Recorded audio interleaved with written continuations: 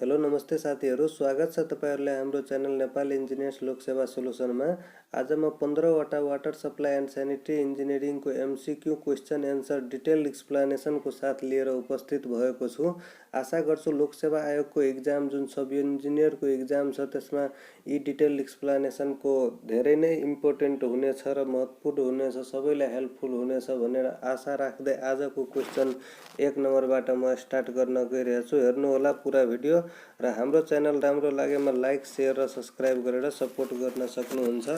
हेर्नुहोस् आजको पहिलो क्वेशन। पहिले क्वेशनमा के रहेको छ, the hourly variation factor is usually taken as.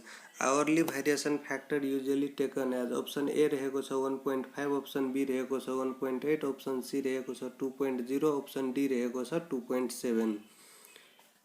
यसमा तपाई हेर्न सक्नुहुन्छ सिजनल भेरिएसन, डेली भेरिएसन र आवरली भेरिएसन।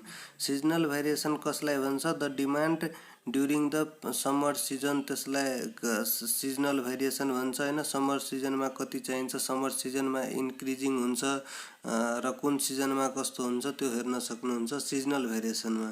त्यसपछि डेली भेरिएसनमा डिपेन्ड गर्छ त्यो एक्टिभिटी माथि र people draw out more water on Sunday and festival time र नेपालमा चाहिँ सटरडे चाहिँ बढी युज हुन्छ किनकि त्यो दिन छुट्टी हुन्छ र फेस्टिभल टाइमहरुमा चाहिँ बढी चाहिँ डेली भेरिएसन हुन्छ र this increasing demand on this days. अनि आवरली भेरिएसनमा के हुन्छ, एउटा फिक्स गरेको छ त्यसमा। आवरली भेरिएसनमा हेर्नु, are very important in wide range during the active household working hour. बिहानको र बेलुकाको बढी हुन्छ त्यही यसमा भनेको छ र यसमा चाहिँ peak demand is equal to 1.5 into average hourly demand हुन्छ। त्यही भएर आवरली डिमान्डमा चाहिँ अप्सन ए चाहिँ सही हुनेछ, अप्सन ए चाहिँ करेक्ट एन्सर हुनेछ। अब क्वेशन नम्बर 2 तिर लागौं। क्वेशन नम्बर 2 मा रहेको छ, if the average daily consumption of a city is यति चाहिँ क्युबिक मिटर दिएको छ, the maximum daily consumptive on peak hourly demand यसमा पनि भनेछ। पिक आवरली डिमान्डको अघि हामी हेरिसक्यो, 1.5 ले चाहिँ मल्टिप्लाई गर्नुपर्छ अनि 1.5 इन्टु एभरेज आवरली डिमान्ड गर्नुपर्छ। यसमा भनेको छ के the maximum daily consumption on peak hourly demand daily अनि 1.5 इन्टु एभरेज आवरली डिमान्ड अनि average hourly demand is equal to हुन्छ 1.8 इन्टु एभरेज डेली डिमान्ड अनि 1.8 र 1.5 लाई मल्टिप्लाई गरिदिँदाखेरि 2.7 हुन्छ, जुन कि maximum daily consumption on peak hourly demand हुन्छ र 2.7 ले मल्टिप्लाई गरिसक्दा जुन एन्सर आउँछ त्यही हुन्छ म्याक्सिमम आवरली डिमान्ड। यतिसम्म चाहिँ लोकसेवामा चाहिँ सोध्न सक्छ किनकि यसमा चाहिँ कुनै क्याल्कुलेटर युज छैन र कन्सेप्ट छ फुली यो अब्जेक्टिभको। अब क्वेशन नम्बर 3 मा जाउँ। The distribution mains are designed for. Distribution mains designed हुन्छ maximum hourly demand and maximum day हैन, त्यसको लागि डिजाइन्ड हुन्छ र त्यसको फर्मुला छ 2.7 इन्टु एभरेज डेली डिमान्ड। यो 2.7 राखेर पनि सोध्न सक्छ एभरेज डेली डिमान्ड भन्दा कति बढी हुन्छ, 2.7 times the average daily demand हुन्छ। Maximum hourly demand on maximum day चाहिँ यसको लागि डिजाइन गर्छौ, त्यो कुरा याद राख्नु। यस्तोबाट क्वेशन घुमाएर सोध्न सकिन्छ, त्यही भएर यसबाट 2-4 वटा क्वेशन तपाईहरु बनाउन सक्नुहुन्छ। अब क्वेशन नम्बर 4 तिर जाउँ। क्वेशन नम्बर 4 मा के रहेको छ, the suitable method for of forecasting population for a young and rapidly increasing city is. यसको लागि चाहिँ तपाईको एन्सर जियोमेट्रिकल इन्क्रिज मेथड हुन्छ। जियोमेट्रिकल इन्क्रिज मेथड नै पपुलेसन फोरकास्टिङ को लागि जहाँ पनि युज गर्ने गर्छौं। किनभने young and rapidly grown cities with unlimited scope of expansion हुन सक्छ, त्यही भएर। तर अर्थमेटिकल मेथड कहाँ युज गर्छौं, जहाँ ओल्ड और लार्ज एन्ड इस्टाब्लिश्ड सिटी हुन्छ त्यहाँ अर्थमेटिकल हुन्छ अनि त्यो क्वेशन आउँदाखेरि अर्थमेटिकल लगाउनु। तर यहाँ के भनेछ, forecasting population for young and rapidly increasing city अनि आजकलको सिटी पनि यस्तै हुन्छ, त्यही भएर जियोमेट्रिकल बाट धेरै नै एकुरेसी आउँछ, त्यही भएर बी चाहिँ सही आन्सर हुन्छ। र मेन्टल इन्क्रिज मेथड चाहिँ combination of the above method हो। र ग्राफिकल मेथड चाहिँ this method gives the very approximate result, तर यो चाहिँ पोसिबल हुँदैन गर्नको लागि, त्यही भएर ज्योमेट्रिकल मेथड चाहिँ जहिले हामी युज गर्दै आएछौँ। अब क्वेसन नम्बर 5 तिर जाउँ। क्वेसन नम्बर 5 मा के रहेको छ, the device which are installed for drawing water from the source are called. Drawing water from the source, यसलाई चाहिँ अप्सन डी चाहिँ सही आन्सर हुन्छ। इन्टेकबाट ड्र गर्छ वाटर। र एक्वाफर भनेको के हो, aquifer are the permeable formation having the structure which appreciable quantity of water to move through the under ordinary field condition. Thus these are geologic formation in which groundwater occur. sand and gravel aquifer को example हो, त्यो पनि कहिलेकाहीँ सोधेकै question हो aquifer, त्यो पनि जानिराख्नु होला। अब एक्युक्लिड कसलाई भन्छ, aquiclude are the impermeable formation which contain water but are not capable of transmitting or supplying a significant quantity of water यसमा पनि हुन्छ, तर यो चाहिँ ट्रान्समिट गर्न सक्दैन, ट्रान्समिट यसमा हुँदैन, तर एक्वाफरमा हुन्छ। र यसको इक्जाम्पल क्ले हो, यसले आफैमा स्टोर गरेको हुन्छ जति यसलाई सप्लाई सिग्निफिकेन्ट क्वान्टिटी, यसलाई चाहिँ एक्युक्लिड भन्छ। यसको इक्जाम्पल क्ले हो। क्ले इज सोध्न सक्छ के हो, एक्युक्लिड हो। र स्यान्ड र ग्राभल एक्वाफर हो, यो चाहिँ याद गर्नु होला। र इन्टेक जुन छ, intake is a structure used for collecting water from the surface sources such as river, lake and reservoir and conveying it further to the water treatment plant. These structures are masonry or concrete structure and provided relatively clean water free from pollution, sand and objectionable floating material. अब question number 6 मा जाउँ। Question number 6 मा रहेको छ, as compare to slow well deep well have, के slow well को compare में चाहिँ डीप वेल के हुन्छ, मोर डिस्चार्ज दिन्छ डीप वेल, यो लेख्नु होला मोर डिस्चार्ज। अनि त्यो चाहिँ डीप वेल चाहिँ धेरै तलसम्म गएको हुन्छ र मोर डिस्चार्ज हुन्छ स्लो ट्युबवेल भन्दा। यो चाहिँ तपाईं एक्वाफरको पनि डायग्राममा चाहिँ हेर्न सक्नुहुन्छ, त्यहाँ स्लो ट्युबवेल र डीप ट्युबवेल त्यसमा लागेको होला, त्यो चाहिँ बुकमा हेर्नु होला। अब क्वेसन नम्बर 6 मा भइसक्यो। क्वेसन नम्बर 7 मा जाउँ। क्वेसन नम्बर 7 मा रहेको छ, the polluted water is one which. Polluted water चाहिँ कसलाई भन्छ, contain pathogenic bacteria, consist of undesirable substance rendering it unfit for drinking and domestic use, यसलाई चाहिँ पोल्युटेड वाटर भन्छ। अब क्वेसन नम्बर बी चाहिँ यसको सही आन्सर हुने भयो। अब प्योर वाटर कसलाई भन्छ, chemically pure composition of H2O हुनु पर्यो, त्यो चाहिँ नेचुरली एभाइलेबल हुँदैन। पोर्टेबल वाटर कसलाई भन्छ, which is fit for drinking, त्यसलाई पोर्टेबल वाटर भन्छ। र मिनरल वाटर भनेको which contain desirable mineral, अनि पोल्युटेड वाटर भनेको which contain undesirable substance that is harmful but don't contains pathogenic bacteria। Polluted water कसलाई भन्छ, जो चाहिँ अनडिजायरेबल सब्सटेन्स चाहिँ त्यसमा हुन्छ तर एन्ड हार्मफुल पनि हुन्छ, बट पैथोजेनिक बैक्टेरिया चाहिँ कन्टेन हुँदैन। र कन्टामिनेटेड बैक्टेरिया, कन्टामिनेटेड वाटर र पोल्युटेड वाटरमा कन्फ्युज नहुनु होला, किनकि दुवै क्वेसन सोधेकै क्वेसन हो। Contaminated water that contain pathogenic bacteria, त्यसमा चाहिँ फेरि ए हुन्थ्यो यदि कन्टामिनेटेड सोद्धाखेरि, तर पोल्युटेड सोद्धाखेरि पैथोजेनिक बैक्टेरिया कन्टेन भएको हुँदैन, तर त्यो पनि हार्मफुल हुन्छ, यो कुरा याद राख्नु होला।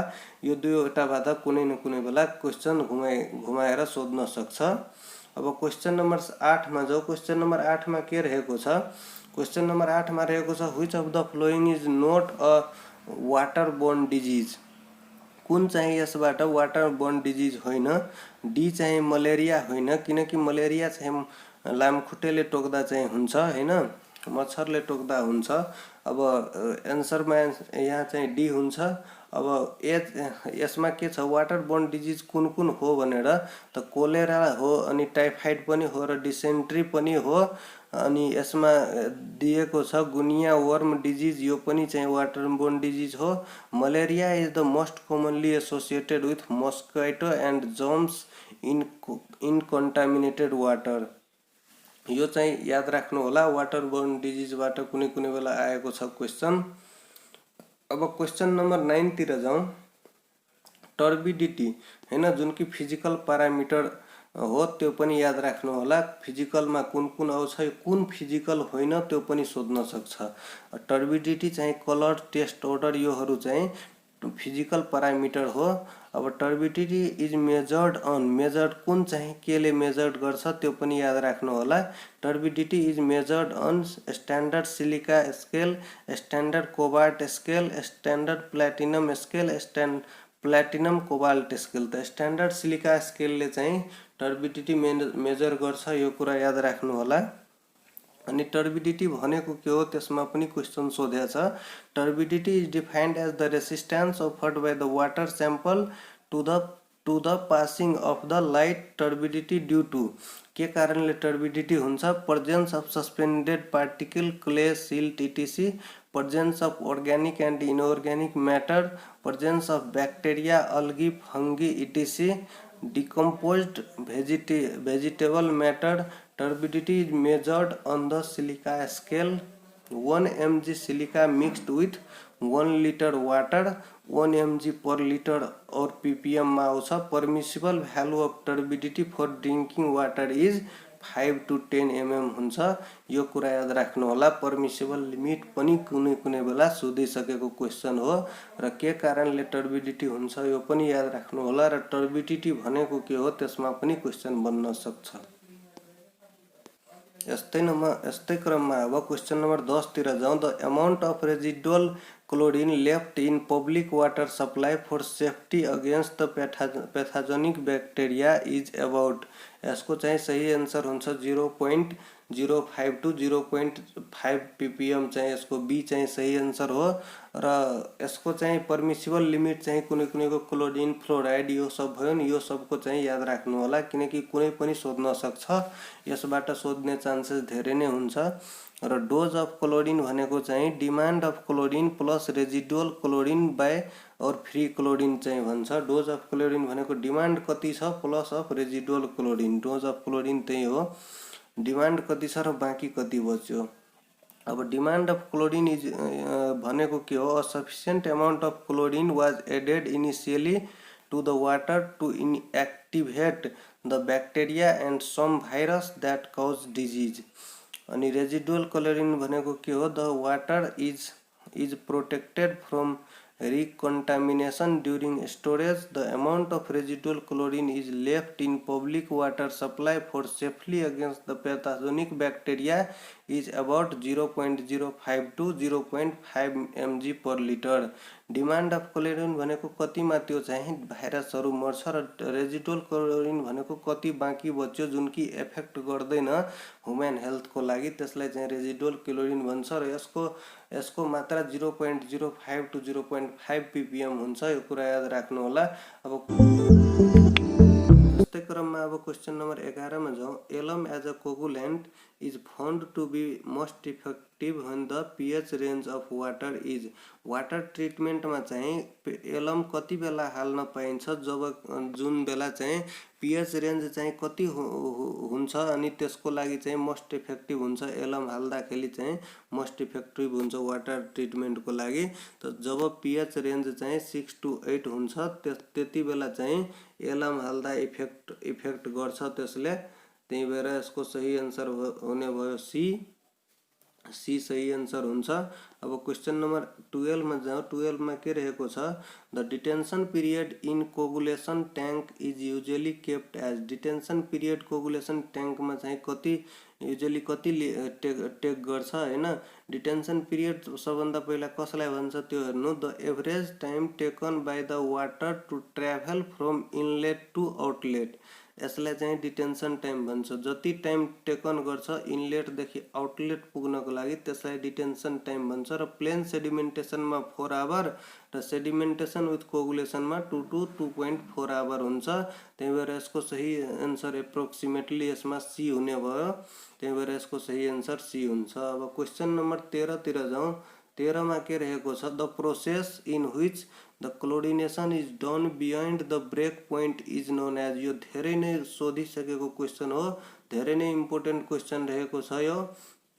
13 नम्बरमा चाहिँ the process in which the chlorination is done beyond the break point. After the break point चाहिँ क्लोरिनेसन एड गर्छ, त्यसलाई चाहिँ के भन्छ, यसलाई चाहिँ ब्रेक पोइन्ट क्लोरिनेसन हैन सुपर क्लोरिनेसन भन्छ। र up to the break point chlorination भन्छ, जुन पोइन्टबाट चाहिँ स्टार्ट हुन्छ त्यो रेजिड्यू हैन, त्यसपछि जति पनि हाल्दा पनि जुन चाहिँ बचेको हुन्छ नि लास्टमा चाहिँ त्यसलाई सुपर क्लोरिनेसन। त्यो पोइन्ट जुन पोइन्टबाट ब्रेक क्लोरिनेसन स्टार्ट हुन्छ त्यो पोइन्टलाई चाहिँ ब्रेक क्लोरिनेसन भन्छ, त्यो पनि याद राख्नु। र प्री क्लोरिनेसन के हो त्यो पनि याद राख्नु होला। Application of chlorine to the water before any other treatment to improve the coagulation to remove the taste odour और कलर, त्यसलाई चाहिँ प्री क्लोरिनेसन। र पोस्ट क्लोरिनेसन भनेको application of chlorine to treated water after all the treatment. र super chlorination भनेको super chlorination followed by dechlorination comprises to addition of large dose of chlorine to the water and removal of excess of chlorine after disinfection. Superchlorination is done beyond the break point. This method is applicable to heavily polluted waters. अनि break point chlorination भनेको is the chlorination is the point where the demand for the chlorine has to be satisfied is termed as chlorination is terms of chlorine addition to the water. यानी कि जहाँ चाहिँ fully satisfied भइसक्छ, त्योभन्दा बढीको जरुरत हुँदैन, त्यो पोइन्टलाई चाहिँ ब्रेक पोइन्ट क्लोरिनेसन भन्छ। र यसमा भनेको छ the process in which the chlorination is done beyond the break point, त्यसपछि चाहिँ पोस्ट क्लोरिनेसन, यसकोलाई चाहिँ सुपर क्लोरिनेसन भन्छ। अब क्वेसन नम्बर 14 मा जाउँ। क्वेसन नम्बर 14 मा रहेको छ disinfection efficiency is reduced at higher pH value of water. Disinfection efficiency भन्छ reduced at higher pH value of water। Option A चाहिँ सही हुन्छ। अब क्वेसन नम्बर 15 मा जाउँ। क्वेसन नम्बर 15 मा रहेको छ the suitable layout of a distribution system for irregularly growing town is हैन। The suitable layout of distribution system for irregularly growing town is dead end system चाहिँ इरेगुलरली ग्रोइङ सिटीको लागि टाउनको लागि युज गर्छ। यो क्वेसन धेरै नै पटक सोधिसकेको क्वेसन हो। कुन चाहिँ कहाँ युज हुन्छ यो चाहिँ याद राख्नु होला। तल मैले लेखिदिएछु।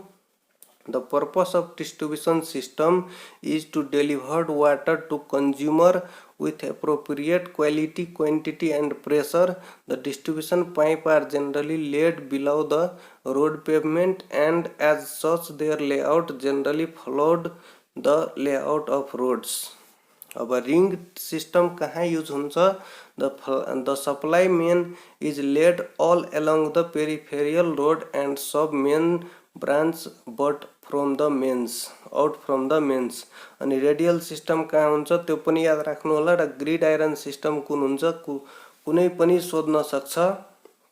र डेड इन्ड सिस्टम तपाईको त्यो फिगर चाहिँ चारवटैको हेर्नु होला है। फिगर हेरेर तपाईको कन्सेप्ट पुरै क्लियर हुन्छ। र 3 नम्बरको ग्रिड आइरन सिस्टम पनि रेक्टेंगुलर टाइपमा हुन्छ जसमा सब मेन हुन्छ हैन। त्यो पनि याद राख्नु होला। फिगर चाहिँ हेर्नु होला। म त्यो एट्याच गरे छैन, बुकमा छ, तपाई हेर्न सक्नुहुन्छ।